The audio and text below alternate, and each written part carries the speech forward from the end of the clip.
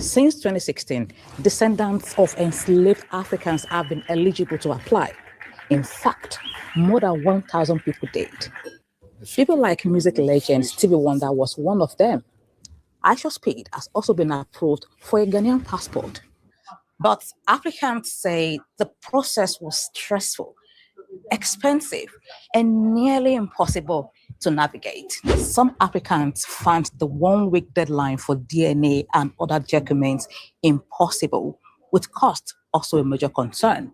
And that's according to Dr. Erieka Bennett of the Africa Diaspora Forum. So, why is the government pressing the pause button now? As a part of a joint institutional effort to further streamline and also enhance the overall experience, ensuring that the process becomes even more accessible, efficient, and also very user-friendly for our brothers and sisters in the diaspora. If you're in the process of applying, what would this mean for you? From a procedural perspective, this is a halt, not a rejection, not a denial. So what this means is that it is a delay. And I think that for a lot of people, it creates a lot of uncertainty, especially since it does not indicate a proper timeline. Are you in the process of applying? Tell us your story in the comment.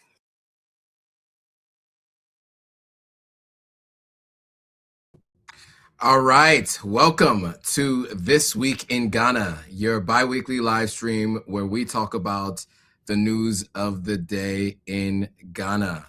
I'll turn it over to our co-host for an introduction before I introduce myself.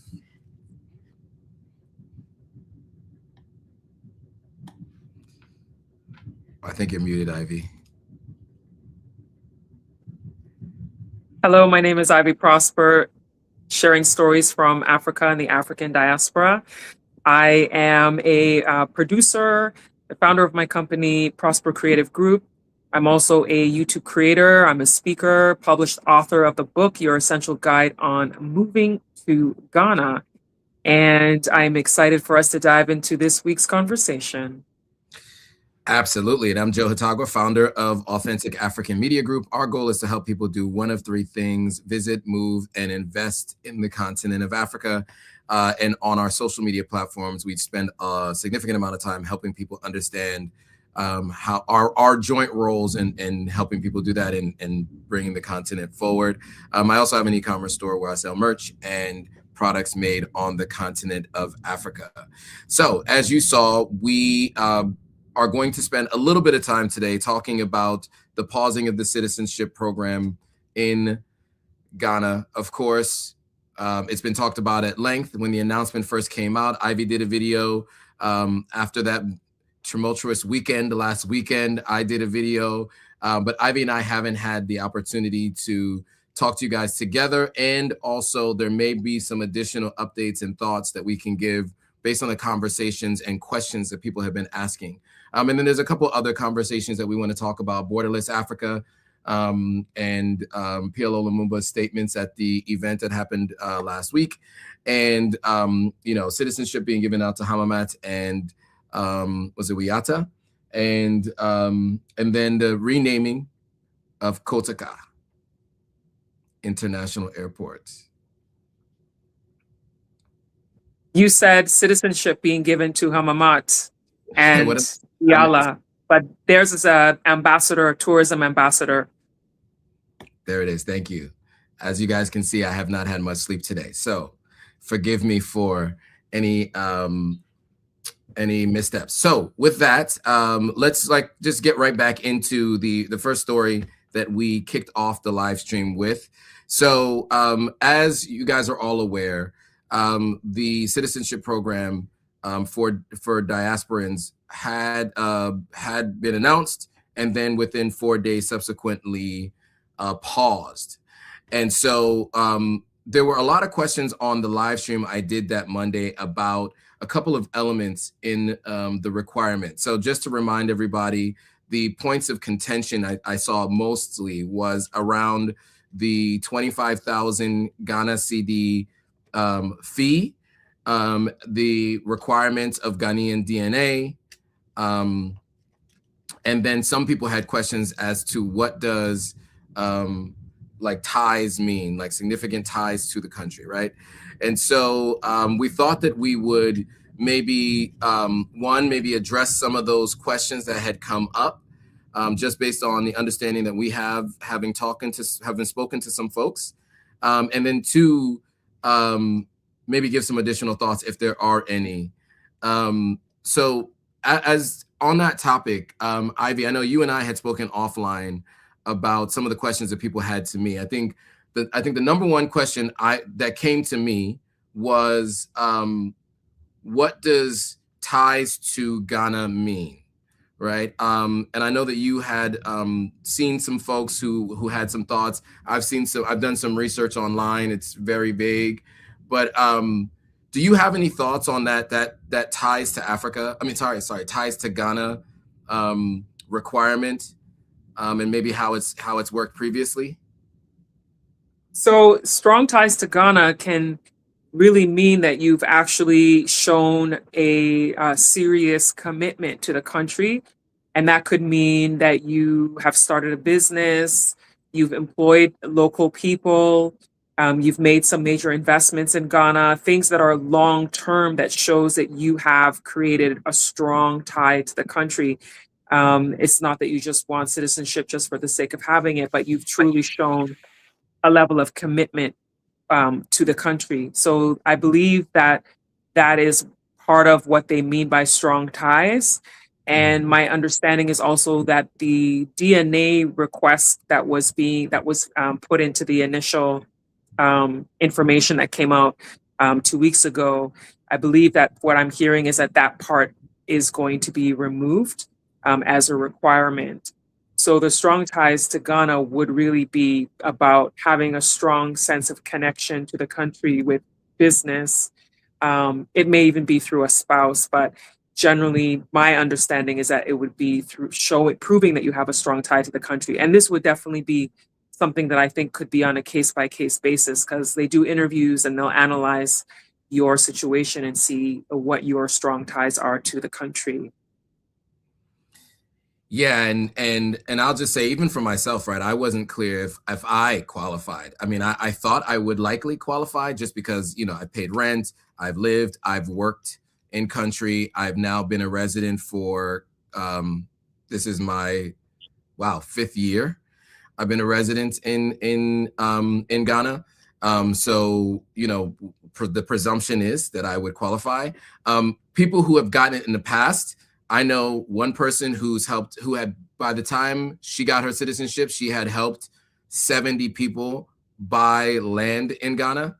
Another person had over 200 or 300 people visit Ghana through their travel company. And so those are just some specific examples. I don't know if you have to have those numbers, but they kind of flew right through, right? And these were even in off years. Both of those were not part of the larger contingents. Well, one was part of like a secondary contingent. The other one was in an off year, not one of these big groups. And so, but I've also met other people who do have businesses who didn't qualify. And so some speculation is because they already had African citizenship. But it's hard to tell because they don't tell you why you don't get it. They just tell you don't, right? Which is like any country, right? Visa or yeah, go ahead. Right. Yeah. So I think it's important to note that this pause in this citizenship program is a pause in the program that was fast tracking people. Right. I think people need to understand that clearly, because this was a situation where people were going to go through the whole application process, and then within a few weeks, they were going to get citizenship. It was supposed to be done next month in March, was going to be a big ceremony with several people, just like the big ceremony that happened in 2024 and 2022, 2019, like previous large groups having citizenship. That's a pause on that particular program. But people who've gone through the normal way of getting citizenship, that is not paused. Right. You can still apply for citizenship if you apply the regular way and you go through the process of time living in the country, time, not like this one, which would have fast tracked you. So I had spoken to somebody who told me that, you know, she had gone through that regular process in the past. She did not go through the process that we've seen people fast tracked and get these citizenship under the previous government programs. And this person had explained to me that it took years to get citizenship, and that particular ceremony, there were other people. It wasn't just diaspora, but there were lots of other people who got citizenship that way because it was the normal way, and it takes longer. So if somebody wants to apply that way because maybe they don't have the 25,000 cedis and you want to go the other way. I didn't ask what the cost was, what the person paid, but I imagine it's probably less than the 25,000 cedis. But they went through a longer process. It's like 5 to 8 years to do it that way versus this one, which was a fast track process. So it's important for people to know that if you are not going to go through the fast track, you can always go through the long route.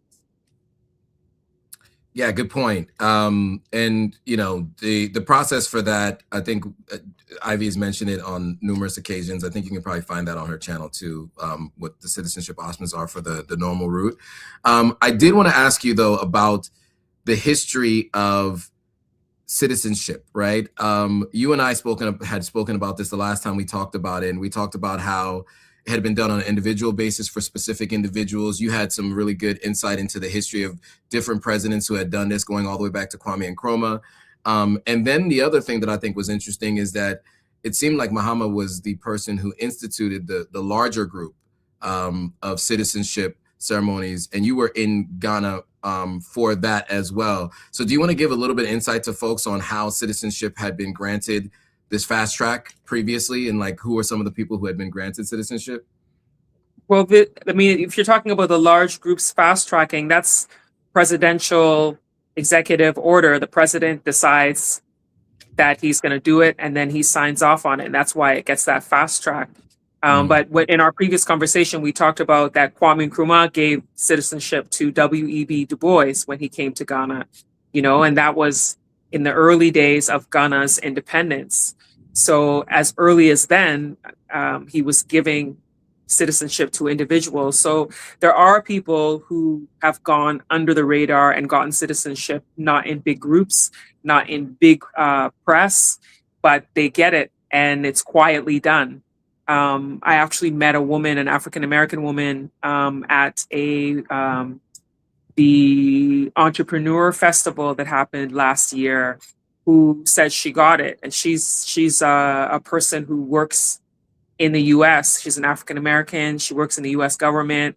And she had said that she got the citizenship, but it wasn't a big ceremony. It was a one-on-one where the president granted her citizenship.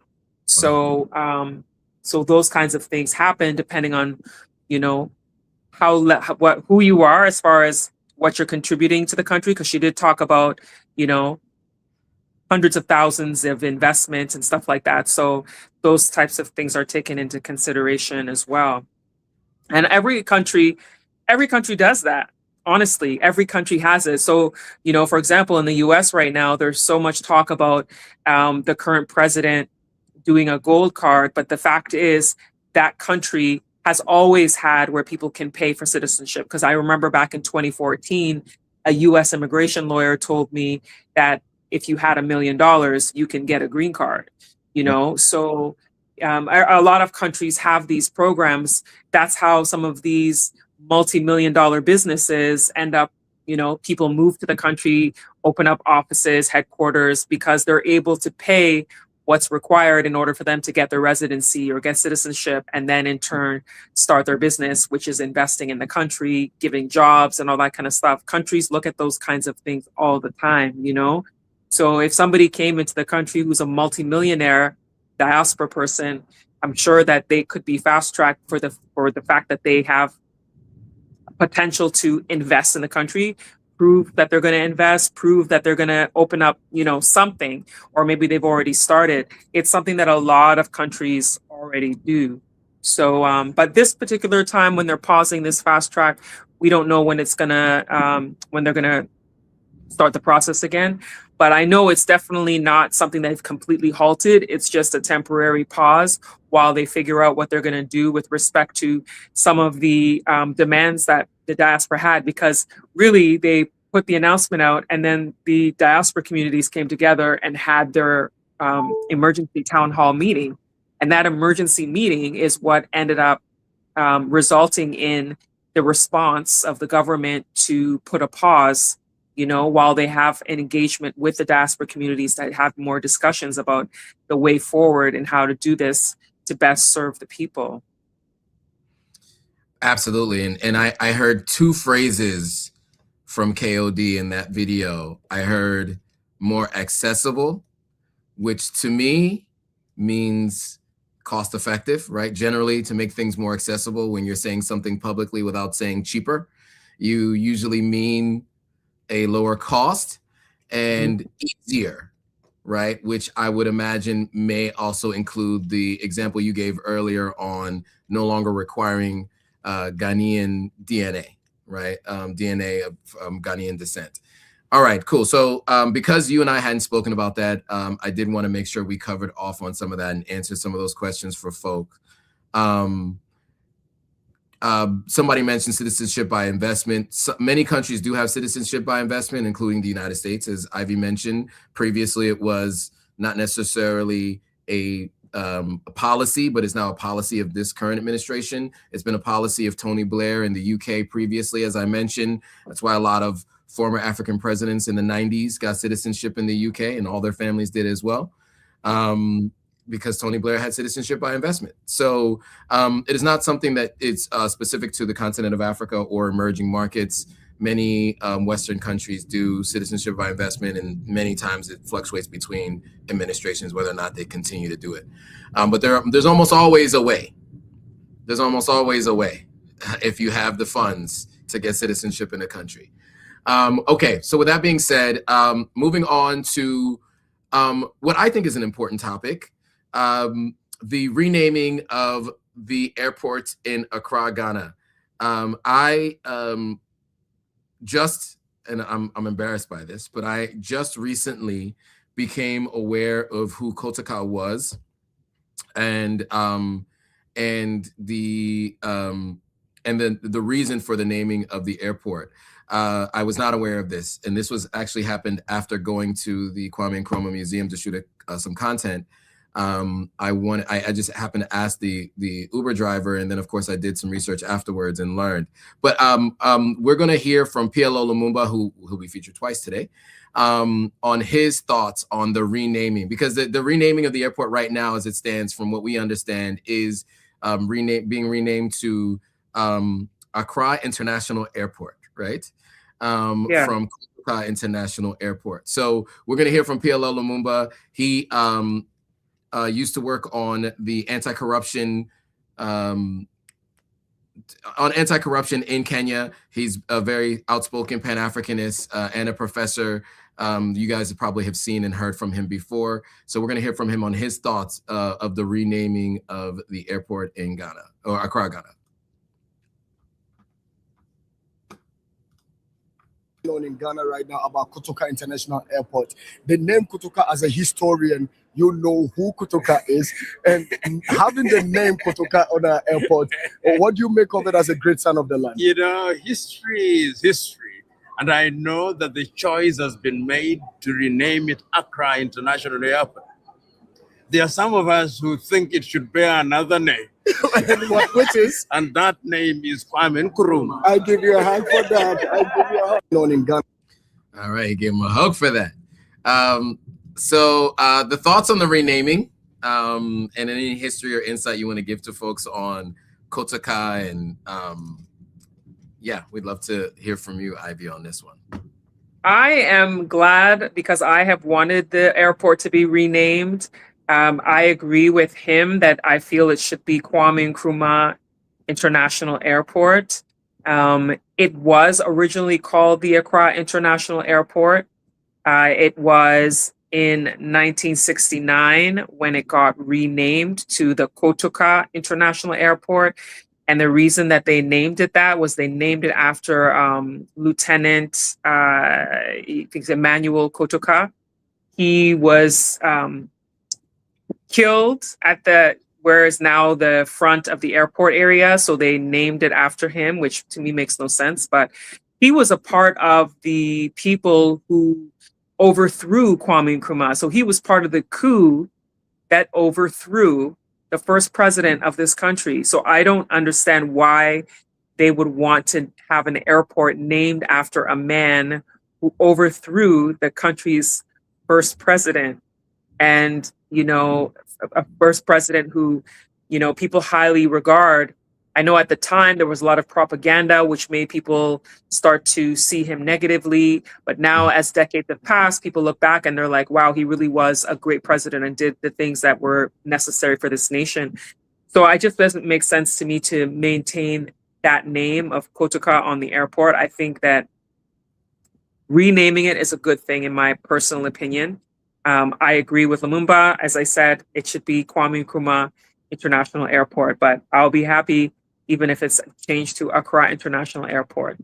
I think maybe Accra International Airport might be an easier change because that was the name before, that was the original name. Maybe it's easy to revert back to that name when it comes to, I don't know, behind the scenes airport renamings and stuff. I don't know, but I imagine it would probably take the same amount of work to change documents, to change all information at airports globally, to change it to Accra as Kwame Nkrumah. So why not just change it to Kwame Nkrumah Airport, Kwame Nkrumah International Airport? Yeah, 100%. You know, and I agree with you that it should be Kwame Nkrumah International Airport. You know, when people talk about the best African leaders in all of history, but at least since and post-colonial leaders, Kwame Nkrumah is at the top of that list, right? You know, there can be arguments about where he is first, second, or third, however you want to look at it. But in general, I think everyone agrees around the continent. I mean, he's the first person to ever be featured on 2 currencies from 2 different countries. And I think the only person, well, let me take that back. The only African, because the Queen has been featured on many currencies and French people have been featured on different currencies as well. But the only African to be featured on multiple currencies, and the only leader in Africa to ever be president of more than one country in Africa, right? He was co-president of Guinea, and after the coup in Ghana, he ended up being the co-president of Guinea. That's how highly regarded he was, that he was asked to be a co-president of Guinea as it was becoming an independent nation. It's very rare to see. Well, it's never been done. So I think it's hugely important that name be memorialized, especially because the person who overthrew him was the one that had been memorializing for so long, which made absolutely no sense.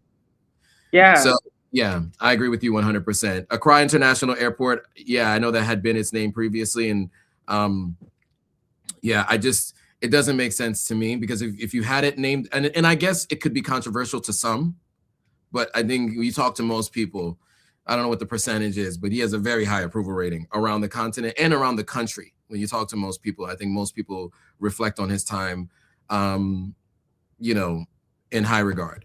Okay, so now on to the next story. I think this is one that's an interesting one, because I think it speaks to how different countries on the continent, how little they know about each other. And, you know, this is going to speak to a conversation we're going to have on a borderless Africa as well. There's so many different reasons why this story is important. But you guys have been familiar with, you know, different countries on the continent having these online wars, right? When they talk about each other. Yeah. And we had Muhammad on having a meeting with Zambia. So let me just give you some notes. So President John Mahama expressed surprise at that his traditional Ghanaian attire only attracted wide attention after he visited Zambia. What am I talking about? Zambia, despite having worn and on global platforms such as the United Nations. He spoke to in an interview to Joy News. And so if you guys are not familiar, when he had that meeting, there were people on social media saying that he was wearing a woman's blouse, right?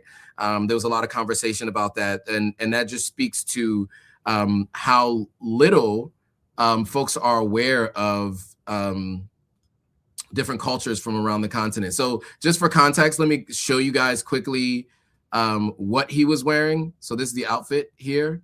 You guys could, if you could see it on screen. I don't know if it's showing up. Nope, it's not. Let me do this. So now you can see it on screen. So this was the outfit here. Sorry, this page has too many ads. There we go. So now you can see, so this was the outfit that was worn, right? This is the FUGU, and it led to some online controversy. Really, and we'll get to MAHAMA'S response, but I just wanted to give you guys some context first as to what the what the controversy was, and then I'll play a little bit from this interview with Joy News on his response to this, and then we'll have some more commentary on the other side. Let me just make sure you guys can see this. Okay, what do you see? Okay, let me share this tab instead. Triggered a new wave. It's a FUGU revolution in Ghana right now. A lot of Ghanaians have posted pictures of themselves in smoke. Today at the Independence Square, renowned photographer Yao is organizing a free photo shoot for all the people who in smoke who come to the Independence Square. And one of my colleagues at Joy News Hits FM, he launched a Wear FUGU Friday just yesterday, and is receiving a lot of reviews. I want to find out from you. You have always been a supporter of Made in Ghana. In fact, it was actually part of your campaign message, and you've made a conscious effort to always wear locally made clothes. What do you make of the new smoke wave that you've inspired? Okay, it's called the smoke in English, yeah. But in our language, some people call it FUGU, some call it batakari.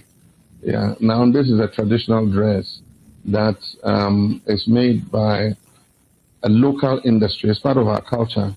And so in the past, it was worn by kings, royalty, and also warriors. When our warriors were going to war, they wore smokes. And the belief was that the smokes were soaked in some herbs, and then some spiritual thing was done. So when you fire a bullet, it can penetrate, you know.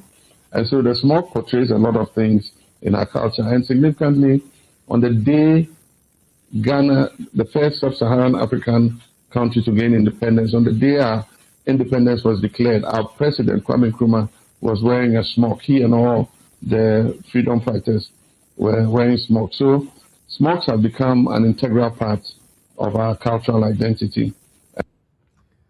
All right, this interview is quite long, so if you want, you can, check it out. But your thoughts, Ivy, on how the internet, some folks on the internet in Zambia responded to the smock / FUGU that President Mahama wore.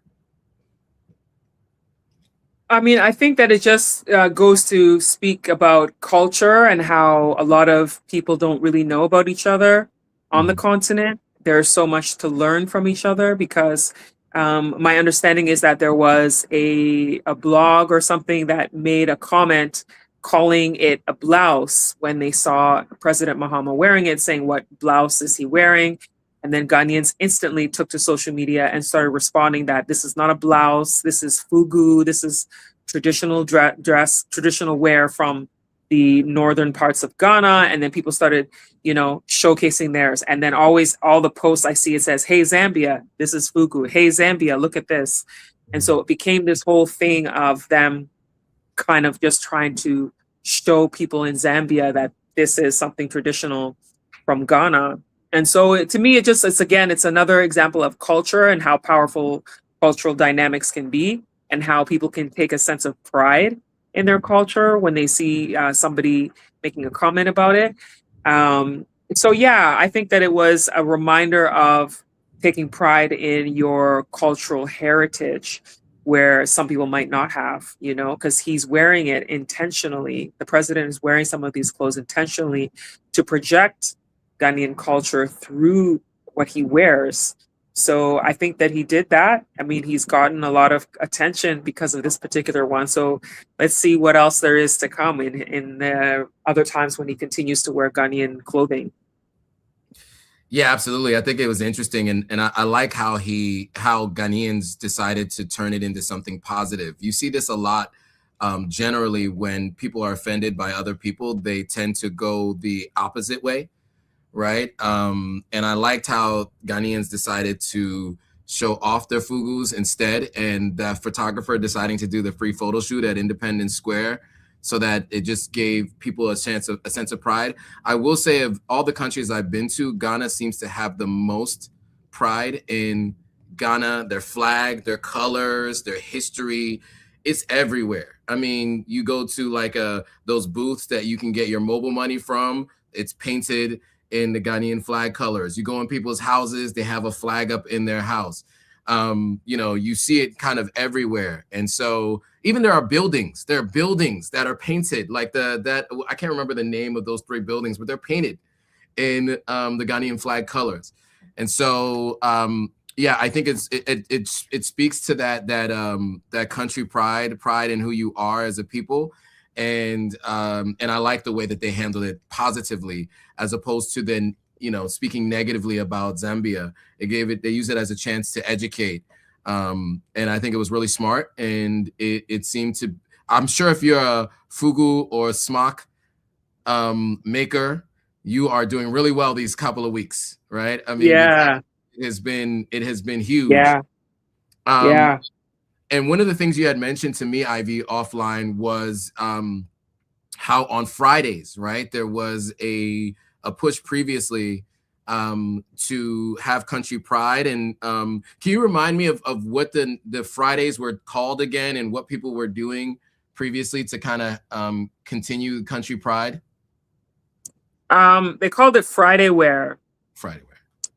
Yeah, so Friday Wear. So people who live in like the US and Canada, like they do casual Fridays where people can wear jeans and, you know, be a little bit more relaxed. In Ghana, they started it as, it was called the National Friday Wear Program. And so people were encouraged to wear Ghanaian clothes to the office, to work, because it got to a point where there were people who they were seeing it as a lack of, I guess, a lack of pride, and people were wearing foreign clothes because there's a lot of imports in Ghana. I mean, today there's like 15 million used clothes imported into Ghana. I think it's every week or every month. I can't remember, but people have become now accustomed to always wearing foreign style clothes. So anyway, at that time also it was getting big.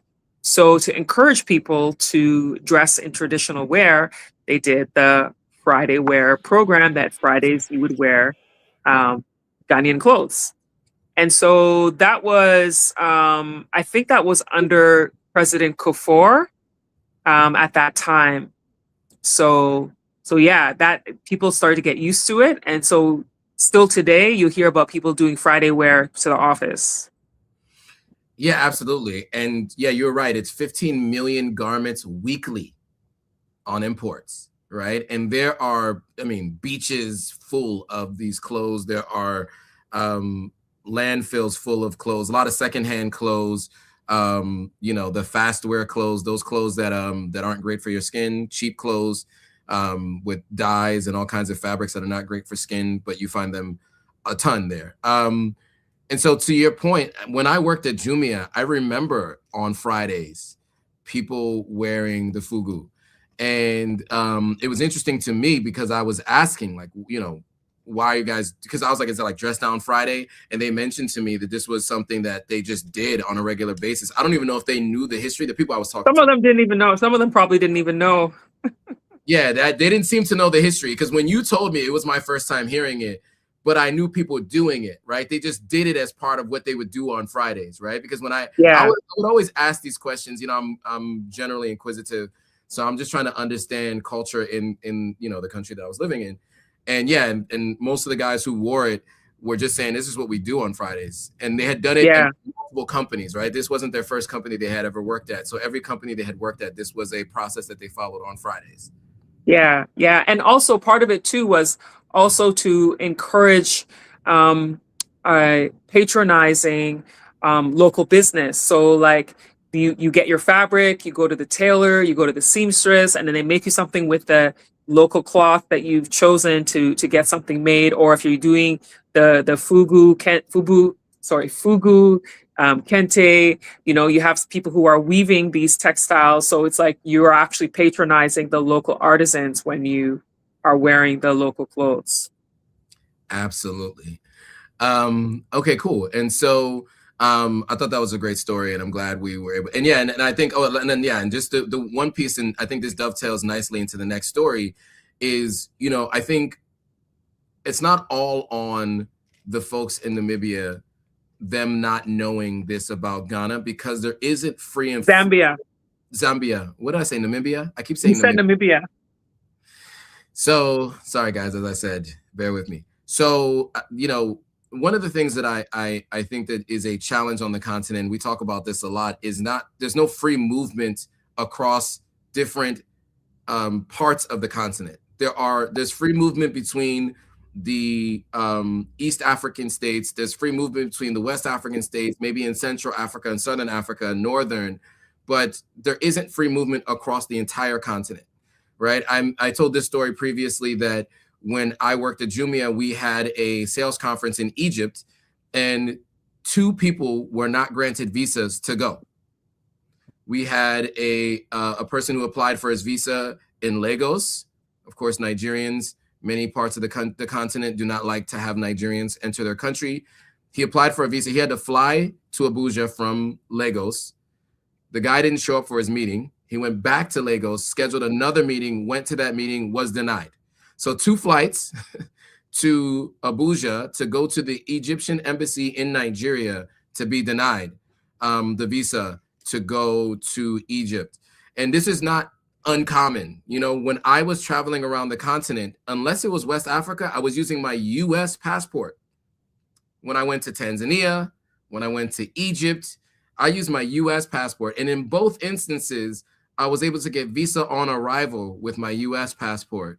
But I would have had to apply weeks, maybe even months in advance if I wanted to use my Sierra Leone passport to travel to these countries. And so the Africa Prosperity Network had an event where they spoke about needing a borderless Africa. And there's a petition to sign, and we'll talk about that in a second. But one of their speakers, and Ivy was there, so she'll give us her insights from being there. But one of the speakers, I think on the final day, was PLO Lumumba. And this is something that he has talked about a lot. There are many viral videos of PLO Lumumba speaking about the issues with cross-border business, travel, moving, all kinds of different things. So we'll give him a moment to speak on this a little bit, and then we will have some commentary on the other side. Interest of the continent of Africa. The question is, are the countries prepared to make countries visa-free?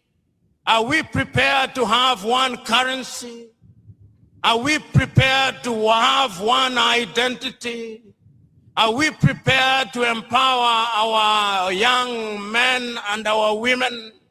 Are we creating an environment where we can realize our potential? Are we prepared to embrace the dividends of the 4th and 5th industrial revolution? I'll leave it there, but he started with, are we prepared for a visa-free or visa-less travel to each country?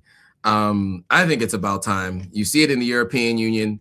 You know, I think when I think about Europeans, they are the most traveled people amongst their countries in their continent.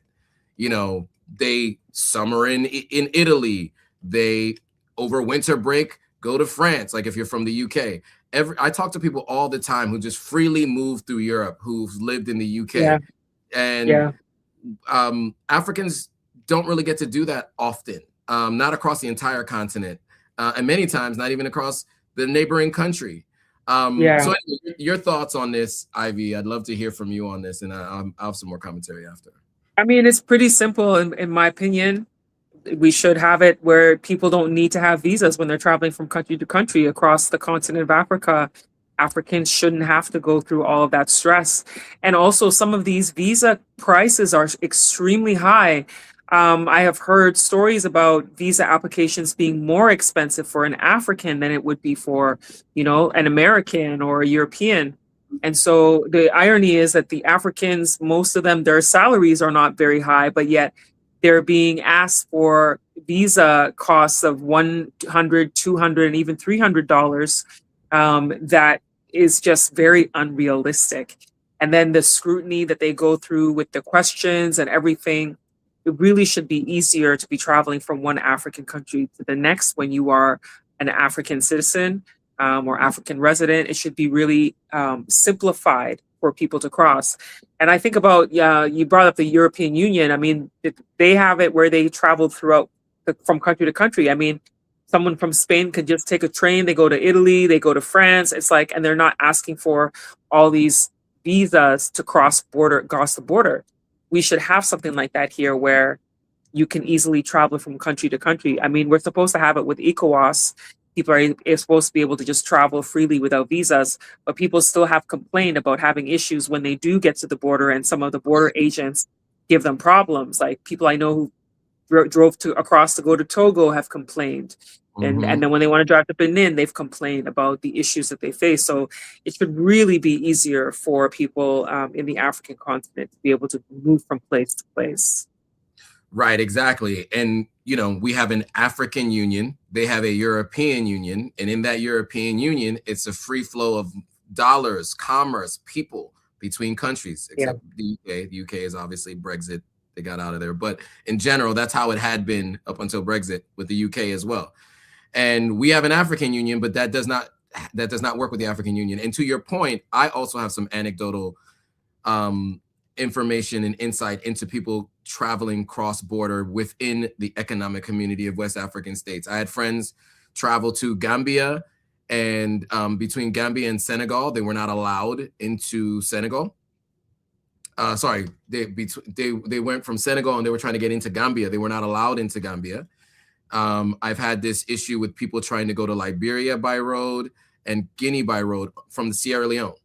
And this is a really big challenge for people who travel by road, even though they have passports that say you should be able to move between countries. Yeah. So that freedom of movement is really not there.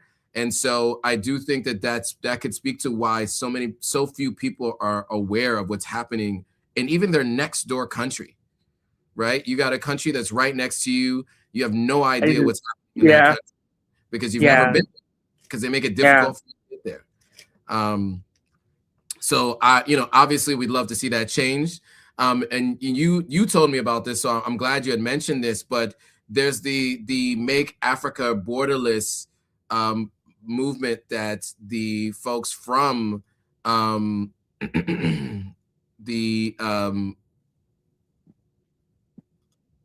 sorry, I just lost it. Sorry, my bad.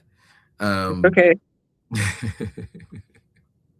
Here we go. Make Africa Borderless. There we go. You guys can see that, right? So there's a petition here, and there's a petition to get 10 million signatures, right? There's only 6,389 so far. So the website is called makeafricaborderlessnow.com.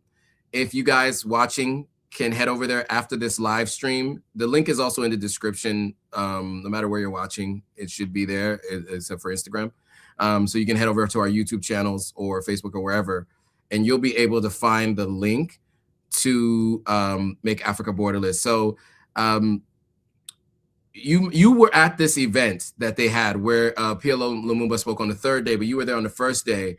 What were the themes of this event, or what did you get from that first day when you were there?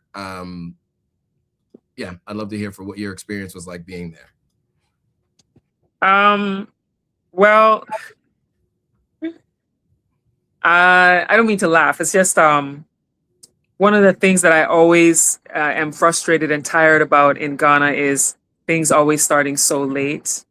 So that was my issue, was it's starting late. They got up to like 2 hours behind. So, you know, there were some speakers towards the end that I couldn't see because I had to leave because I had to be somewhere else. But in any case, the theme this year was about empowering small and medium businesses and empowering women and youth as part of Africa's market and future, with the goal of innovating and also talking about a lot about collaboration. And then the sub theme of making Africa borderless. So I was at the first day where they had panel discussions with, you know, women business leaders talking about doing business in the African continent.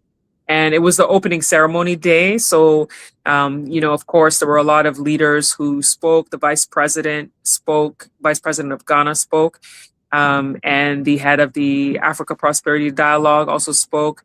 So there was a lot of speeches because it was the official opening day.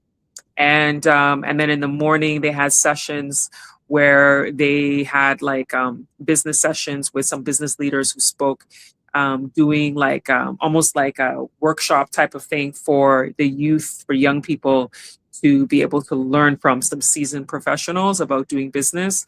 And of course, there's always talk about the African Continental Free Trade Area and how we can maximize trade between other African countries. So, I mean, overall, it is a good event, and it's been happening in Ghana every year.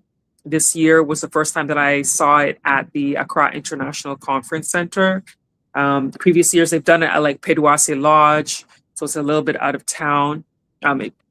It's in town, but it's out of town. It's like a Brie. So, I mean, so that's not really Accra. That's in the eastern region.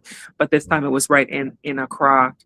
So it was well attended. There was, you know, quite a few people there, and a lot of young people who actually came out as well in hopes of networking and meeting key people that can help them with learning the ropes of the things that it is that they want to do. But I mean, overall, it is a well-intentioned event. I just think that the timeliness was a bit problematic with not being on time. Africa man time, as they say, right? Pick a country. Pick a country. Everybody says Africa man time.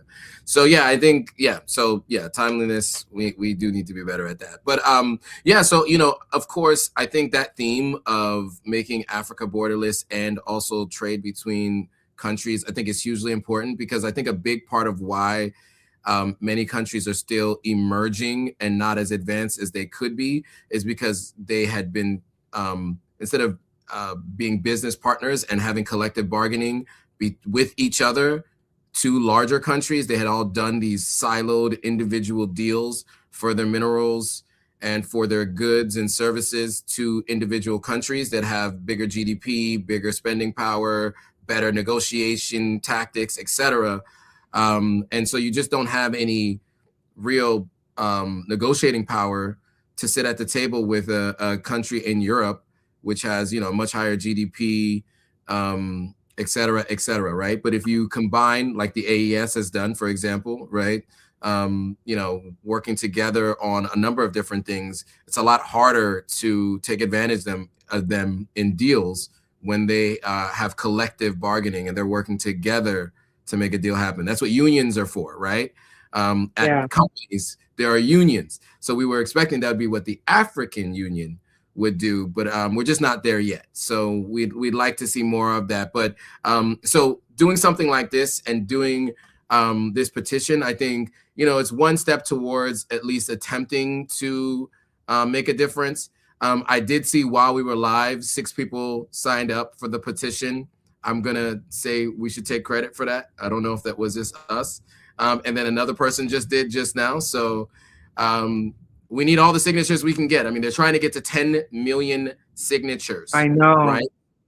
That is a hefty number. It is. It's a huge undertaking. Huge undertaking. And, you know, we're at a fraction of a fraction from getting there. I mean, we are very, very low. So any of you guys who know people who are interested in this make sure you share this with them. You know, obviously I've signed the petition. Many people, you know, I've sent this to people that I know. So we definitely encourage you guys to share this with folks. I think it's really important. We think it's important. So, but you know, obviously do it after the live stream is over.